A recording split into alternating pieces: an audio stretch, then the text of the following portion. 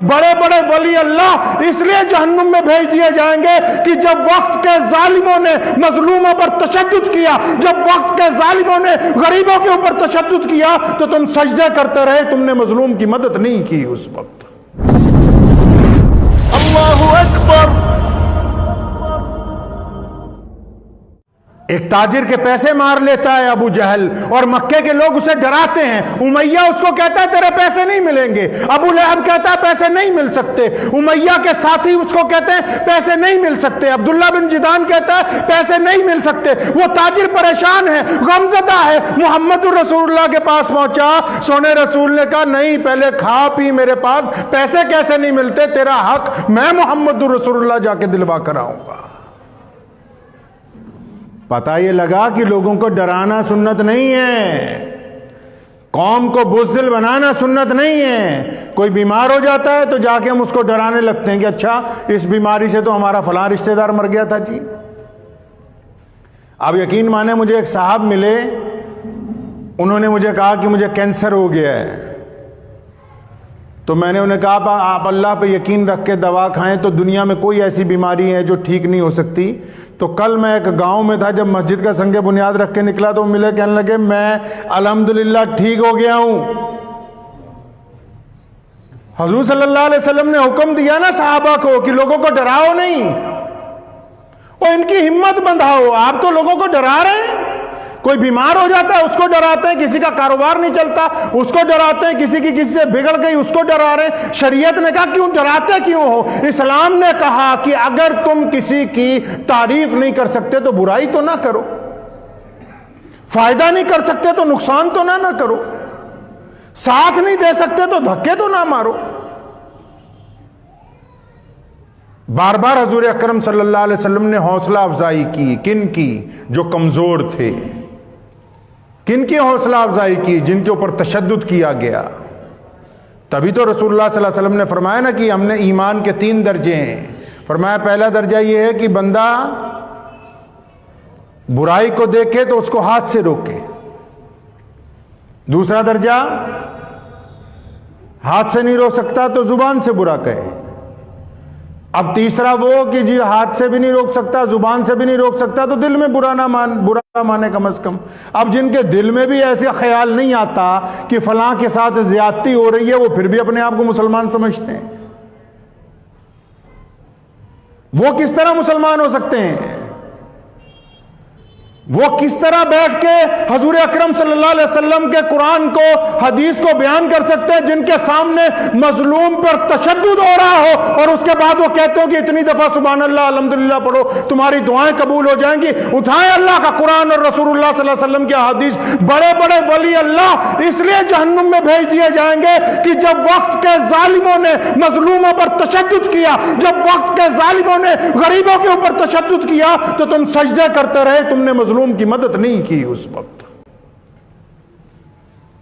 حضور نبی علیہ الصلوۃ والسلام نے مسجد نبوی میں ساری نمازیں پڑھی ہیں، ساری نمازیں مسجد نبوی میں پڑھی ہیں، لیکن جب وقت آیا تو میدان بدر میں کہیں وہاں جا کر اذان دی اللہ اکبر اللہ اکبر، اور پھر جب اس سے سخت وقت آیا تو جنگ خندق کے موقع پر ظہر عصر مغرب قضا کر دی گئی۔ فرمایا حکم دیا کہ پہلے دشمن سے ان مظلوموں کی حفاظت کرنی ضروری ہے، ان کی زندگی کی حفاظت کرنی ضروری ہے۔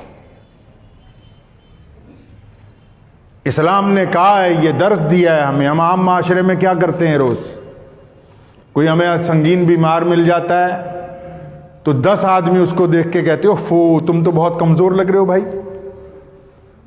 اب جس کو آپ کہتے ہیں کمزور لگ رہے ہو اس کا دل اندر سے بیٹھ جاتا ہے اسی وقت کہ بھائی میری حالت پہلے سے زیادہ خراب ہے، عثمان بھائی نے بھی مجھے دیکھ کے کہا بھائی تم کمزور لگ رہے ہو، جبکہ آپ کو پتا ہے کہ یہ کمزور ہے۔ لیکن اگر آپ 2 لفظ اس کو یہ کہتے کہ اب آپ پہلے سے اچھے لگ رہے ہیں، پہلے سے بہتر لگ رہے ہیں، تو اس کا جسم اس کا ساتھ دیتا، اس کا ذہن اس کا ساتھ دیتا، لیکن آپ نے اپنے بھائی کی خیر خواہی نہیں کی۔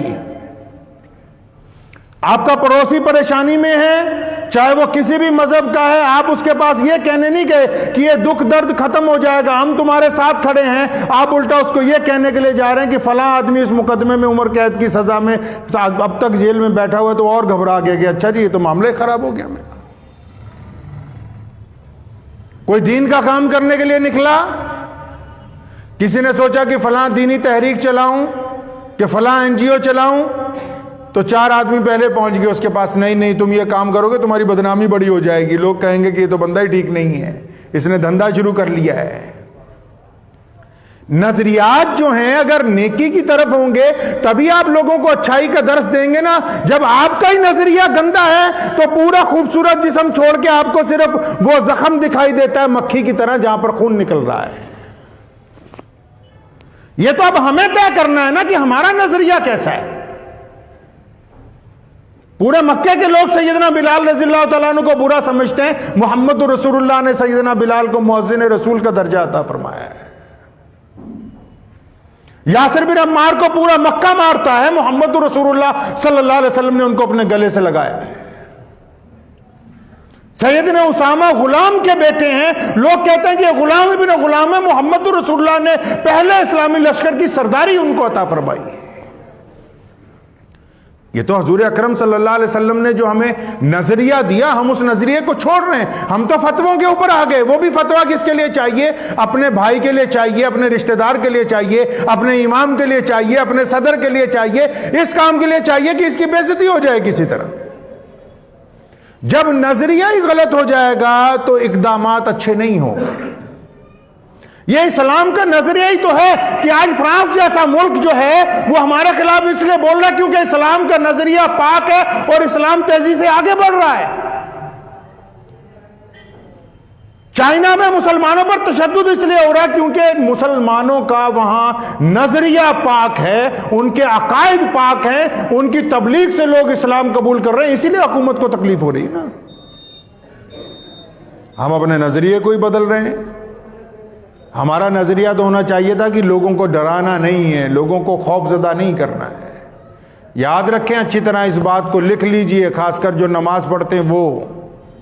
لوگوں کو ڈرانا گناہ ہے, اپنے بھائیوں کو ڈرانا گناہ ہے, پڑوسی کو ڈرانا گناہ ہے, کسی بیمار کو خوف زدہ کرنا گناہ ہے, کسی تحریک چلانے والے کو ڈرانا گناہ ہے. یہ بھی شریعت نے کہا ہے.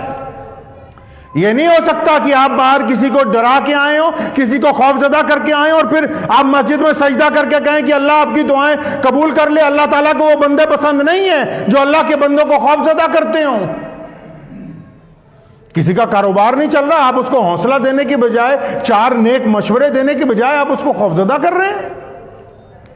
کوئی اللہ کے راستے میں نکل رہا ہے, کوئی تحریک میں جا رہا ہے, آپ اس کو ڈرا رہے ہیں کہ اچھا نہیں فلاں جگہ اگر تم کسانوں کے ساتھ چلے گے کوئی بات ہوگی تو تمہارا کیا ہوگا.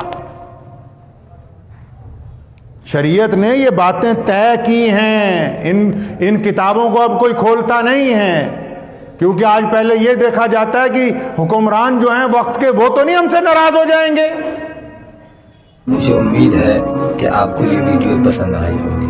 اگر پسند آئی ہو تو یہ آپ اپنے دوستوں کے ساتھ شیئر کریں اور اس چینل کو سبسکرائب ضرور کریں.